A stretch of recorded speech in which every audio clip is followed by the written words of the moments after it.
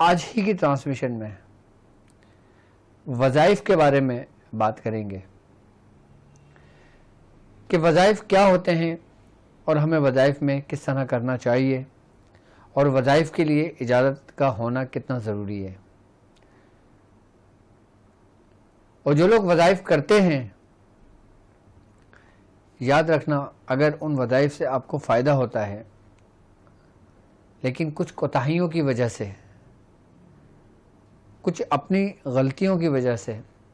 ہر action کا ری action بھی ہوتا ہے, چاہے وہ وظائف کی صورت میں ہو, چاہے وہ عملیات کی صورت میں ہو, چاہے وہ کسی بھی قسم کی عبادات کی صورت میں ہو. ایک بات یاد رکھیے گا کہ کوشش کریں کہ وظائف اگر آپ کرنا چاہتے ہیں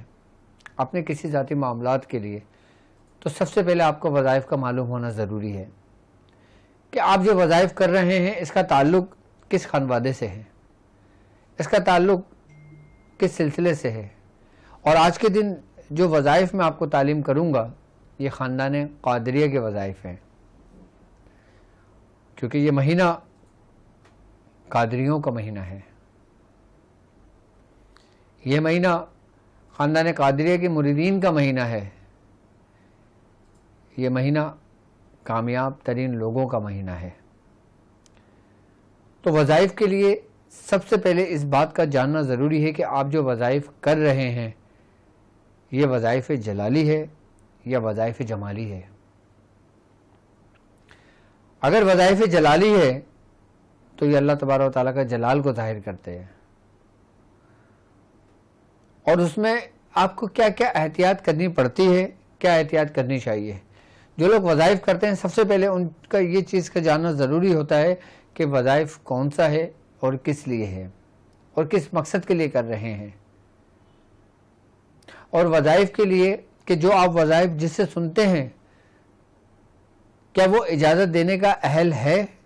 یا نہیں, کیا وہ صاحب مستند ہے یا نہیں, یا وہ صاحب اجازت ہے یا نہیں. اگر وہ صاحب اجازت ہے تو آپ کو اس وظیفے کا فائدہ ہوگا. اگر آپ کوئی وظائف بنا کسی کی اجازت سے پڑھتے ہیں, انٹرنیٹ پہ دیکھ کے پڑھتے ہیں, کسی دوست نے شیئر کر دیا آپ نے پڑھ لیا, کسی بہن کو کسی سہیلی نے اس کو وظیفہ سینڈ کر دیا کہ میری بہن نے میں نے یہ رشتے کے لیے وظیفہ کیا تھا آپ بھی کر لو انشاءاللہ آپ کو فائدہ ہوگا, تو کیا ایسے لوگوں کو وظیفہ کرنا چاہیے, ایسے لوگوں کو وظائف پڑھنا چاہیے؟ اس بات کا خیال رکھیں. آپ کوئی بھی اللہ تبارک و تعالیٰ کا کلام پڑھتے ہیں آپ کو ثواب ملتا ہے, لیکن آپ اس کلام کی اگر تکرار کرتے ہیں تو اس تکرار کی وجہ سے آپ جو کلام الہی پڑھ رہے ہوتے ہیں اس کی کیفیات بدلتی ہیں, اور جب کیفیات بدلتی ہیں تو اس کا اثر آپ کے جسم پر ہوتا ہے, آپ کی زبان پر ہوتا ہے, آپ کے جسم کے ہر اعضاء پر اس کا اثر ہوتا ہے. اگر آپ نے اپنے آپ کو دنیاوی معاملات سے یعنی کہ ایسے معاملات سے جو خرافات کی طرف جاتے ہیں, جیسے برے لوگوں کی صحبت میں اٹھنا بیٹھنا, کہ جیسے گناہوں کے کام میں مبتلا ہونا, کہ جیسے بے حیائی کے کام میں مبتلا ہونا, جیسے نماز سے دوری, دین سے دوری,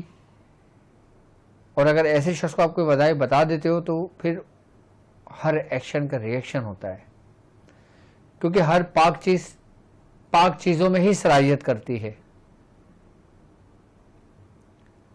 تو اسی لیے بزرگان دین فرماتے ہیں کہ اگر تم کسی صاحب اجازت سے کوئی وظائف اجازت لے کر پڑھتے ہو اور اگر دوران وظائف تم سے کوئی غلطی سرزد ہو جاتی ہے, تم سے کوئی گناہ سرزد ہو جاتا ہے, تو اس کا ری ایکشن تمہارے جسم پر نہیں ہوتا, اس کا ری ایکشن تمہاری زندگی کے معمور پر نہیں ہوتا اگر تم صاحب اجازت سے لے کر پڑھتے ہو. کیونکہ صاحب اجازت جب آپ کو جب آپ اجازت طلب کرتے ہو, جب صاحب اجازت آپ کو وظائف کی اجازت دیتا ہے, جب وہ آپ کو اجازت دیتا ہے تو وہ ایک نور آپ کے اندر منتقل کرتا ہے, اور وہ اس اجازت کی صورت میں. اب جیسے کسی شخص نے اسم یا حی یا قیوم کی اجازت چاہی کہ میں اس کو وظیفے کے طور پر پڑھنا چاہتا ہوں اور اپنے اس مقصد کے لیے پڑھنا چاہتا ہوں، تو جب آپ کسی صاحب فراست شخص سے آپ اس کی اجازت لیتے ہو تو وہ آپ سے پوچھتا ہے آپ کس کام کے لیے پڑھنا چاہتے ہو. آپ نے کہا کہ میں اپنی زندگی میں اپنی عمر کو بڑھانے کے لیے پڑھنا چاہتا ہوں، اپنی عمر میں برکت کے لیے پڑھنا چاہتا ہوں، تو وہ دیکھے گا تم جو وظائف کر رہے ہو کہ کیا وہ تم کو سوٹ کرے گا، کیا وہ تمہارے نام کے حساب سے ہے، کیا جو کچھ تم پڑھو گے تمہیں اس کا فائدہ کیا ہوگا. اگر وہ تمہارے نام اور تمہارے سے موافق ہوگا تو وہ تمہیں اس کی اجازت دے گا، تو تمہیں کوئی نقصان نہیں ہوگا. اگر تم اس کے اینٹی کوئی وظائف پڑھتے ہو تو اس کا اثر آپ کی زندگی کے اوپر، آپ کی حیات کے اوپر اس کا تعلق ہے. اس لیے کہتے ہیں کہ اگر جب کوئی تمہیں وظائف کرنا ہو تو سب سے پہلے صاحب اجازت سے آپ اس کے وظائف کی اجازت لو، پھر اجازت سے اپنا کام کرو. اور جب جس مقصد کے لیے تم کوئی وظیفہ پڑھ رہے ہو، جب تمہارا وہ کام ہو جائے تو تم اس کو بالکل ترک نہ کرو، چاہے پھر تم اس کو ایک مرتبہ ہی اپنے ورد میں کیوں نہ رکھو، لیکن اس کو رکھو ضرور.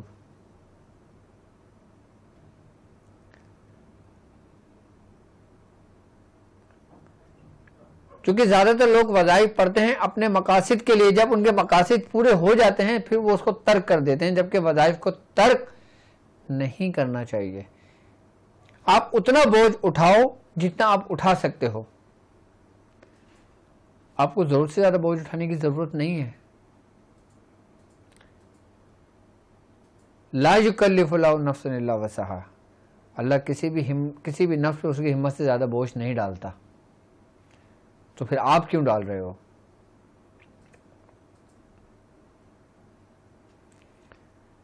تو وظائف کے لیے سب سے پہلے اجازت کا، صحیح اجازت کا درست ہونا ضروری ہے.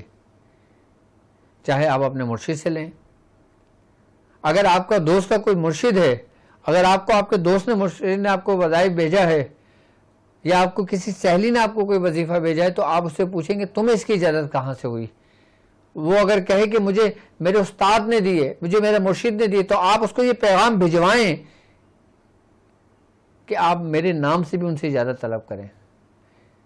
اور اگر کسی کے نام سے بھی اجازت لے کر اس سے اجازت طلب کی جائے تو اس شخص کو بھی اجازت ہو جاتی ہے کہ جو اجازت نام لے کے طلب کرتا ہے، چاہے وہ کسی کے ریفرنس سے کر لے، چاہے اس نے اس کے مرشد کو دیکھا ہو یا نہ دیکھا ہو، اس کی اجازت طلب کر لے.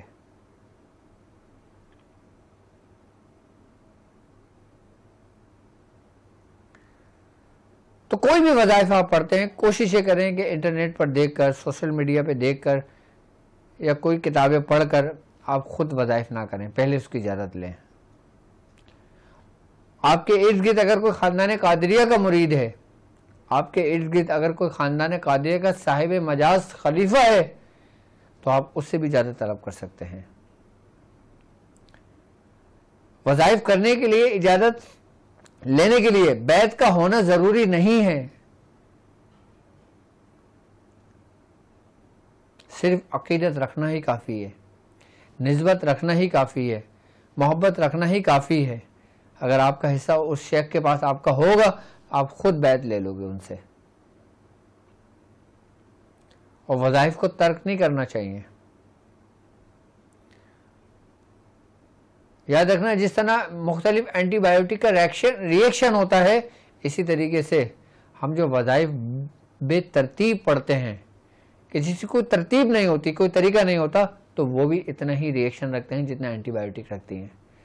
لیکن اینٹی بایوٹک کا ریئیکشن تو فی الفور ظاہر ہو جاتا ہے، کیونکہ ہمارے جسم کے اندر کچھ نہ کچھ ایسے تغیرات کا عمل پیدا ہو جاتا ہے کہ ہمیں سمٹمز سے نظر آ جاتا ہے کہ ہمیں شاید یہ نقصان پہنچ رہا ہے.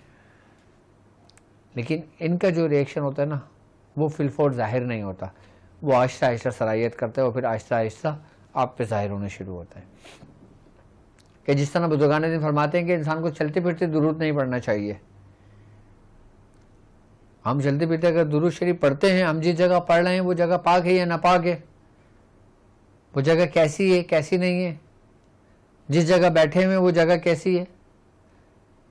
اپنے بسترے پہ بیٹھ کر نہیں پڑھنا چاہیے درود پاک.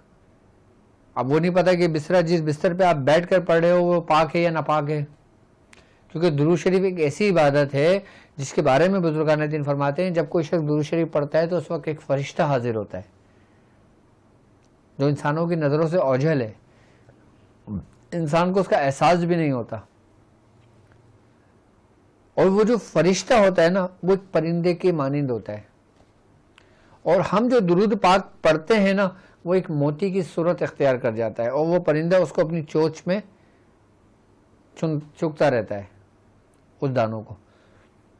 اور پھر وہی فرشتہ جب وہاں پہ حاضر ہوتا ہے، آپ جو درود پاک پڑھ رہے ہوتے ہو، پھر وہ اس کو لے کر سرکار دو عالم صلی اللہ علیہ وآلہ وسلم کی بارگاہ میں جاتا ہے، پھر وہ آپ کی بارگاہ میں پیش کرتا ہے کہ حضور یہ آپ کے خادم نے آپ کو تحفہ پیش کیا ہے، یا آپ کے غلام نے آپ کو پیش کیا ہے، یا آپ کے امتی نے آپ کو پیش کیا ہے۔ تو بزرگان دین فرماتے ہیں اگر ہم اہتمام کر کے خوشبو لگا کے جا نماز پہ بیٹھ کر پاک صاف جگہ پہ بیٹھ کے، آپ اپنے کمرے میں پاک صاف جگہ کوئی بھی رکھ لیں، چاہے کوئی صوفہ ہو یا کوئی ایسی چیز ہو یا کوئی جا نماز ہو یا نماز پڑھنے کی جگہ ہو، یا گھر میں اگر کہیں پڑھنا چاہ رہے ہو تو آپ کہیں گھر میں بھی اگر چلتے پھرتے پڑھنا چاہ رہے ہو تو گھر جس آتے میں جا رہے ہو وہ آتا آپ کے لیے بالکل پاک صاف ہونا چاہیے، تاکہ وہ فرشتہ جو آپ کے ساتھ موجود ہے، جو اس کے دانوں کو چگ رہا ہے، اس کو کوئی کراہیت محسوس نہ ہو، کیونکہ جہاں ناپاکی ہوتی ہے، جہاں پہ گندگی ہوتی ہے، وہاں پہ ان فرشتوں کو کراہیت محسوس ہوتی ہے۔ وہ اپنا کام تو کرتے ہیں لیکن وہ تکلیف سے کرتے ہیں، اسی لیے بزرگان دین منع کرتے ہیں۔ آپ مسجد میں بیٹھ کے ساری زندگی پڑھتے رہیں، آپ اعتکاف میں بیٹھ کے ساری زندگی پڑھتے رہیں، آپ گھر میں اپنی نماز کی جگہ پہ بیٹھ کے پڑھتے رہیں، اگر آپ گاڑی میں بیٹھے ہوئے ہیں، گاڑی صاف ستھری ہے، گاڑی پاک ہے آپ کی، تو آپ گاڑی میں بیٹھ کے پڑھ سکتے ہیں۔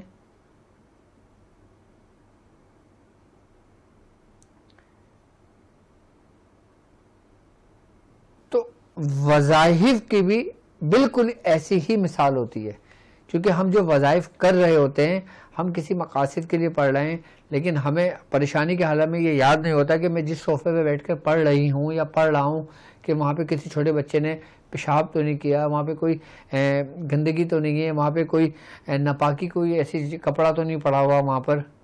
جب کوئی وظائف کر رہا ہوتا ہے ان سے بالکل بے خبر ہو جاتا ہے، یا یاد بھی رہے تو اس کے ذہن سے نکل جاتا ہے۔ تو پھر جب انسان وظائف کر رہا ہوتا ہے نا، پھر اس کے جو موکلان ہوتے ہیں، اس کے ماتھے جو فرشتے ہوتے ہیں، پھر ان کو کراہیت محسوس ہوتی ہے، پھر وہ لینے کے دینے پڑ جاتے ہیں۔ اسی لیے بزرگان دین فرماتے ہیں کہ آپ کوئی وظائف کرنا چاہو تو پہلے اجازت لے لو۔ اچھا، اجازت کا فائدہ یہ ہوتا ہے کہ اگر کسی قسم کی کوئی ریئیکشن کا ڈر ہوتا ہے تو وہ جو اجازت ہمیں منتقل ہوتی ہے، جو اجازت ہمیں ہوتی ہے نا، پھر وہ اجازت اس انسان کے آڑے آ جاتی ہے، پھر وہ اس کا عکس، اس کا ریفلیکشن جو ہوتا ہے نا، نیگیٹو جو ہمارے ساتھ معاملات ہوتے ہیں، وہ ہمارے باڈی پر نہیں پڑتا، وہ ہمارے جسم پر نہیں پڑتا، ہماری حیات پر نہیں پڑتا۔ ان چیزوں کا بالکل خیال رکھنا چاہیے، چاہے کوئی آپ عمل کرو۔ کیوں کہتے ہیں بزرگان دین کہ یہاں تک فرماتے ہیں کہ صفائی نفس ایمان ہے، حدیثوں میں ہے، یہاں تک فرماتے ہیں کہ آپ اپنے آپ کو جتنا پاکیزہ رکھو گے، جتنا صاف ستھرا رکھو گے، جتنا اپنا صفائی کا خیال رکھو گے، سمجھ لو کہ آپ نے آدھا سفر طے کر لیا اپنا۔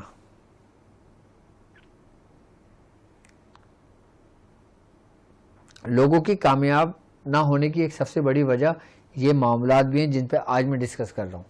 یہ صرف وظائف کرنے والوں کے لیے نہیں ہے، یہ عملیات کرنے والوں کے لیے بھی ہے، یہ روحانیت کے سفر پہ چلنے والوں کے لیے بھی ہے۔ پاکی کا بہت خیال رکھیں گے اس معاملات میں، کیونکہ ہم نوری چیز پڑھ رہے ہیں، ہم روحانیت کے کلام پڑھ رہے ہیں، ہم اللہ تبارک و تعالیٰ کا کلام پڑھ رہے ہیں، ہم پاک کلام پڑھ رہے ہیں، ہم زندہ کلام پڑھ رہے ہیں، ہم حیات کلام پڑھ رہے ہیں جو ہمارے لیے آب حیات ہے۔ جتنا ہم صاف ستھرے ہوں گے، جتنا ہم پاک صاف ہوں گے، جتنا ہم پاکیزگی کا خیال رکھیں گے، اتنی جلدی اس کا اثر ہم پر شروع ہوگا۔ ہم بزرگوں کی زیارت کے لیے ترس رہے ہوتے ہیں، ہم بزرگوں کی دیدار کے لیے ترس رہے ہوتے ہیں۔ آپ پاک صاف رہنا شروع کر دیں، آپ پاکیزگی کا خیال رکھیں، اپنے وظائف کا خیال رکھیں، اپنے عملیات کا خیال رکھیں، آپ دیکھیں آپ کتنی جلد کامیاب ہو جاتے ہیں۔ آپ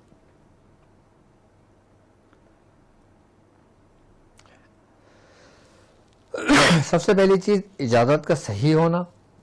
دوسری چیز پاکی کا خیال رکھنا، اور تیسری چیز، جس مقصد کے لیے پڑھ رہے ہو کیا یہ عمل اس مقصد کے لیے ہے، تو آپ کو کامیابی ہے۔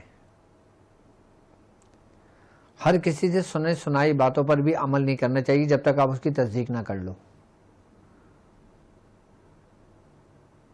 اب جیسے مثال کے طور پہ وسعت رزق کے لیے، یعنی کہ رزق میں خیر و برکت کے لیے، اگر کوئی تمہیں بتا دے کہ تم سورہ اخلاص پڑھ لو، تو سب سے پہلے تمہیں اس بات پہ ریسرچ کرنی چاہیے، اس بات کو معلوم ہونا چاہیے کیا سورہ اخلاص پڑھ لینے سے میری رزق برکت ہوگی؟ کیا جس شخص نے مجھے سورہ اخلاص بتائیے وہ صاحب اجازت ہے؟ کیا اس کو کسی اور سے اجازت ہے؟ اگر کوئی شخص آپ کو وظیفہ تعلیم کرتا ہے، آپ کا یہ فرض بنتا ہے کہ آپ کا یہ حق بنتا ہے کہ آپ اس سے پوچھیں کہ آپ کو اس کی اجازت کہاں سے ہے، کس سے ہے، کیا نام ہے، کیا سلسلہ ہے۔ اس کی مثال بالکل ایسے ہے جیسے ہم کوئی رشتہ کسی سے قائم کر رہے ہوتے ہیں۔ ہم جب کسی اپنی بیٹی کا رشتہ کرتے ہیں، بیٹے کا رشتہ کرتے ہیں، تو کتنی چھان بین کرتے ہیں، سب پوچھتے ہیں کہ کون سی ذات سے ہے، کیا کرتا ہے، کیا نہیں کرتا، اس کے بعد جا کے فیصلہ کرتے ہو۔ لیکن یہاں آپ اپنی ذات کے لیے اگر کچھ کر رہے ہو تو آپ کوئی فیصلہ نہیں کر پا رہے۔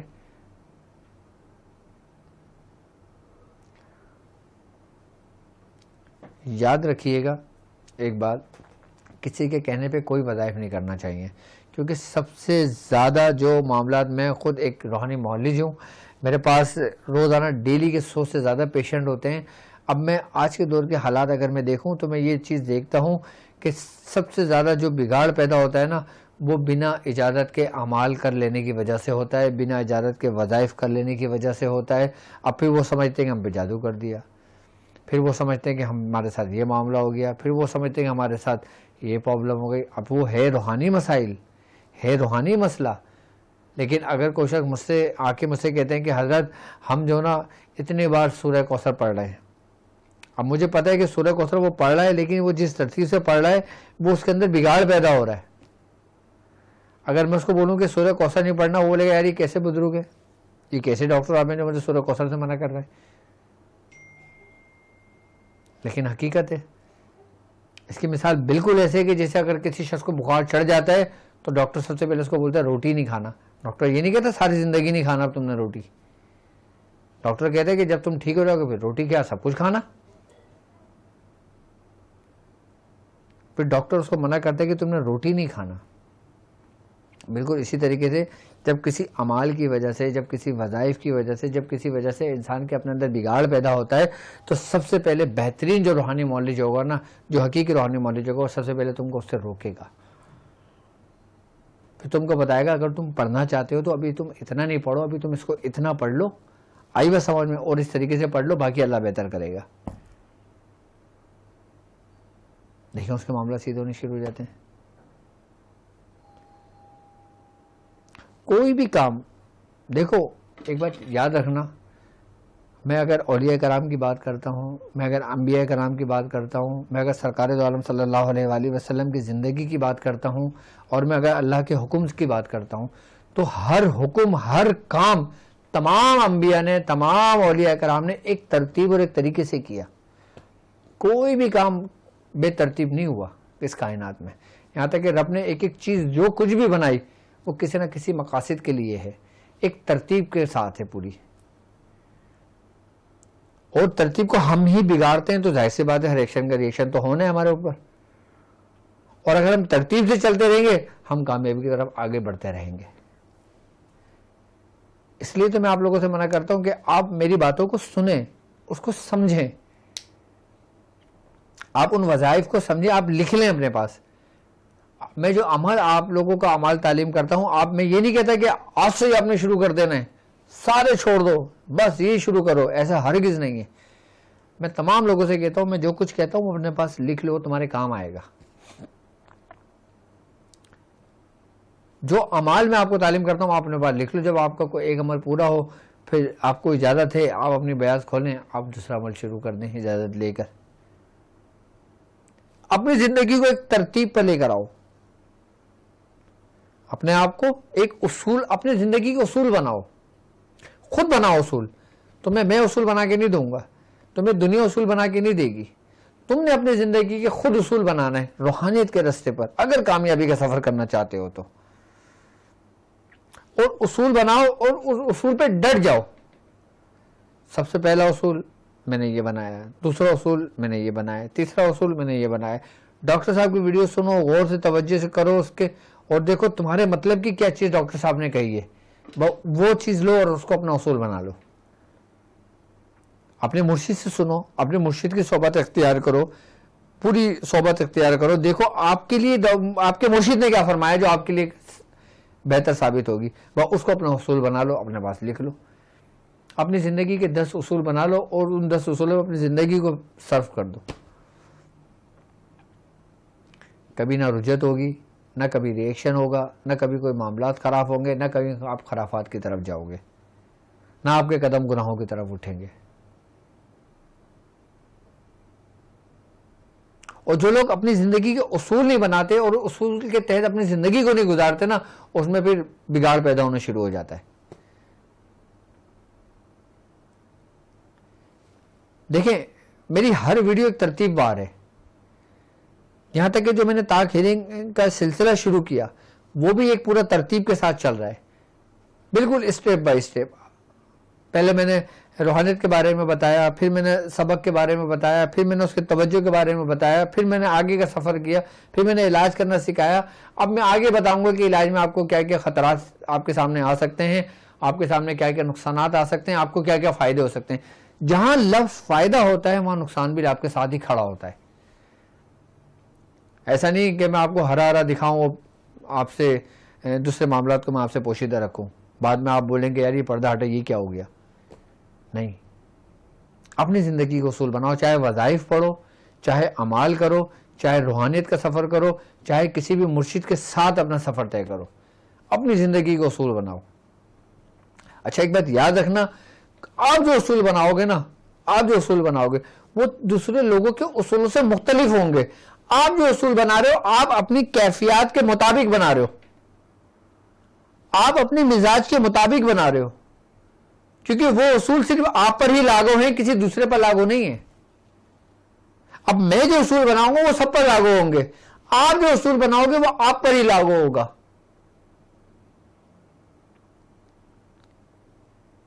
میں نے آپ کو اصول کا فارمولہ دیا ہے,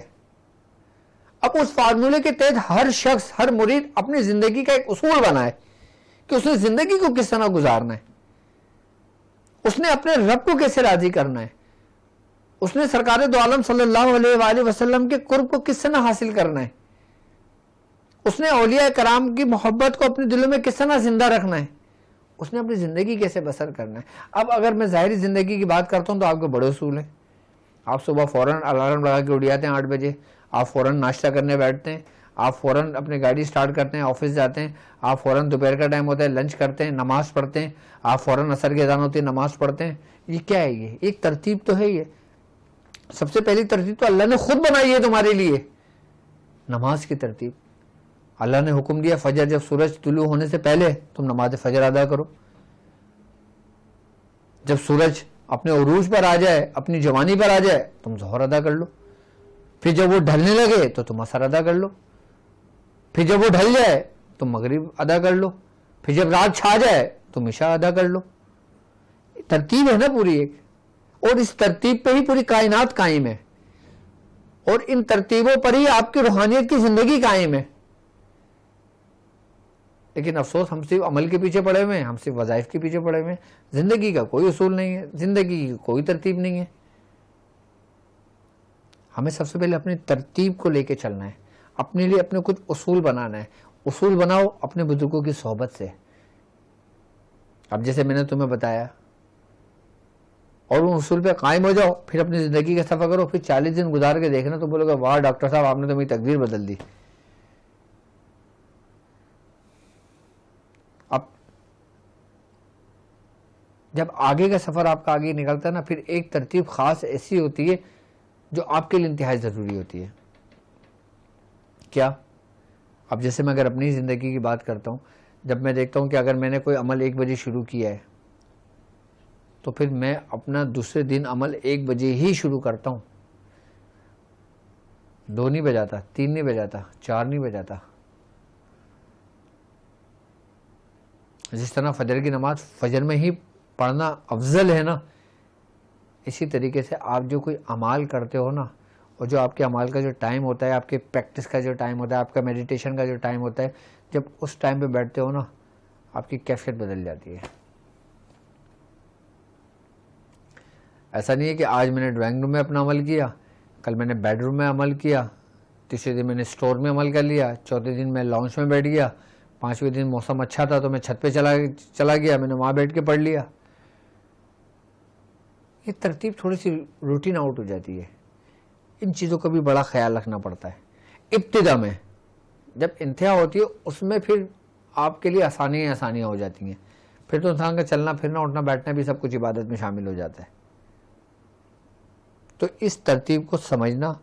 اس کے اصول بنانا, یہ آپ کا کام ہے, اور یہ خاندان قادریہ کا ایک اہم سبق ہے. یہ تو سمجھ لو کہ جتنے بھی نصاب ہے نا, یہ اس کی میں نے ایک جز, تمام نصاب کو میں نے نچوڑ کر ایک جز آپ کو بیان کر دیا ہے جو آپ کی کامیابی کا راز ہے.